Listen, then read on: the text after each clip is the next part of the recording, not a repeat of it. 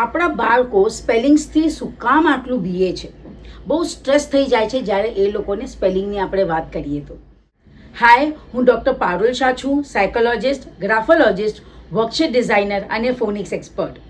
હું ઓથર છું બુકની, જેનું નામ છે empower with BLA phonics 1 and 2. બંને અવેલેબલ છે એમેઝોન પર અને ફ્લિપકાર્ટ પર. હું અર્લી એજ્યુકેશન એમ્પાવરમેન્ટ કોચ પણ છું. હું હેલ્પ કરું વિમેનને તાકે એ પોતાનું કરિયર ટીચિંગમાં ચાલુ કરી શકે.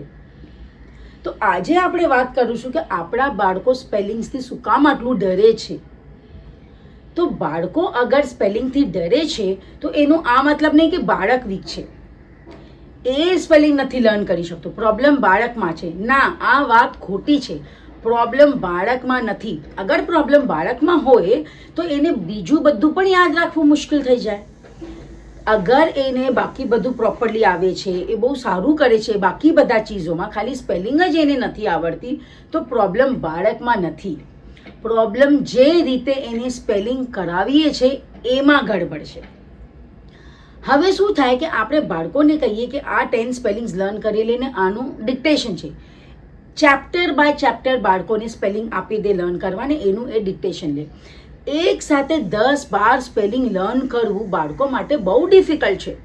ચલો એકવાર મહેનત કરીને એ લોકો યાદ કરી પણ લે, પણ જ્યારે ડિક્ટેશનમાં કે જ્યારે એક્ઝામમાં કે જ્યારે આન્સરમાં એ વર્ડ આવે ત્યારે જે સ્પેલિંગ રિકોલ થવી એ જરૂરી નથી.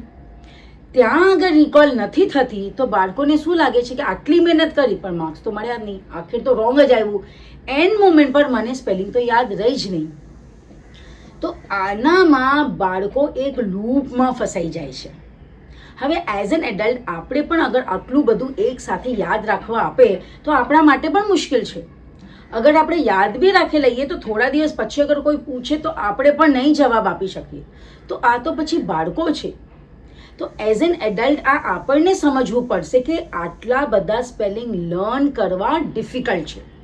અને જ્યારે આપણે એ લોકોને ફોર્સ કરીએ તો એ આ લૂપમાં ફસાઈ જાય છે. હવે આ લૂપ શું છે? જ્યારે એ લોકો પરફોર્મ નથી કરી શકતા, યાદ પાછું રિકોલ એ સ્પેલિંગને નથી કરી શકતા, તો એ રોંગ લખી નાખે છે. પછી ટીચર જ્યારે કરેક્ટ કરે તો એ નોટબુકમાં બહુ બધા રેડ માર્ક આવે, સ્પેલિંગ મિસ્ટેક, સ્પેલિંગ મિસ્ટેક. હવે જ્યારે આ વારે ઘડી થાય તો બાળકોને આનું એ યુઝ ટુ થઈ જાય, એની આદત પડી જાય છે બાળકોને. તો હવે જે નોટબુકમાં રેડ માર્ક છે એને એ લોકોને કોઈ ફરક જ નથી પડતું. એ લોકોએ હવે સ્પેલિંગ પર ધ્યાન આપવાનું બંધ કરી નાખ્યું છે. એ લોકો નવી સ્પેલિંગ્સ લર્ન નથી કરતા, ફોકસ નથી આપતા. અને પછી જ્યારે એક્ઝામમાં માર્ક્સ કટ થાય છે, હાફ કટ થઈ જાય એક સ્પેલિંગ માટે, તો જ્યારે આવી રીતે માર્ક્સ કટ થઈ જાય તો એ લોકોને શું લાગે કે આટલું બધું લર્ન કર્યું પણ આખિર માર્ક્સ તો ઓછા જ આવ્યા. તો આટલી બધી મહેનત કરવાનો ફાયદો જ નથી. મને સ્પેલિંગ્સ યાદ જ નથી રહેતા, હું સ્પેલિંગ માટે છું જ નહીં, હું કેટલી બી મહેનત કરીશું કે કોઈ દિવસ સારા માર્ક્સ લાવી જ નહીં શકીશ. તો આનાથી એ લોકોનું ભણવામાં પણ ઇન્ટરેસ્ટ વયો જાય છે. સો આ એક સાયકલ છે. પછી પાછા નથી લર્ન કરતા સ્પેલિંગ તો પાછા એ લોકોને રોંગ મળે છે. હવે એઝ એન એડલ્ટ આપણું કામ છે કે આપણા બાળકોને આપણે આ લૂપમાંથી બહાર કાઢીએ. હવે અગર તમે ચાહો છો કે તમારા બાળક આ લૂપમાંથી બહાર નીકળે તો પહેલાં તમારે એ પાક્કું કરવું પડશે કે તમારા બાળક આ લૂપમાં છે કે નહીં.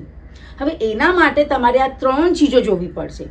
નંબર 1, તમારું બાળક કોઈ બી વર્ડને સમજીને લર્ન કરે છે કે રટ્ટા મારે છે. નંબર 2, નોટબુકમાં જે રેડરમાં ટીચર કરે છે એનું એમના પર કાંઈ પણ અસર થાય છે કે નહીં, એને ખરાબ લાગે છે કે હવે એને આદત થઈ ગઈ છે. નંબર 3, એક્ઝામમાં જ્યારે માર્ક્સ કટ થાય છે સ્પેલિંગ માટે તો એને ખરાબ લાગે છે કે એને લાગે છે આ તો ઠીક છે, આ તો એવરી ટાઈમનું છે, એને કાંઈ ફરક પડતો નથી. પહેલાં તમે આ 3 વાત ચેક કરો તમારા બાળકને, અને પછી આપણે સોલ્યુશન પર જશું અમારા નેક્સ્ટ વિડીયો પર. ત્યાં સુધી તમે અગર અમને સબસ્ક્રાઈબ નથી કર્યો તો હમણાં સબસ્ક્રાઈબ કરો અને અમારા સાથે અહીંયા જ રહેજો, કેમ કે અમે બહુ જલ્દી આ પ્રોબ્લેમનું સોલ્યુશન લઈને આવશું અમારા નેક્સ્ટ વિડીયોમાં. ત્યાં સુધી bye, take care, share with your friends.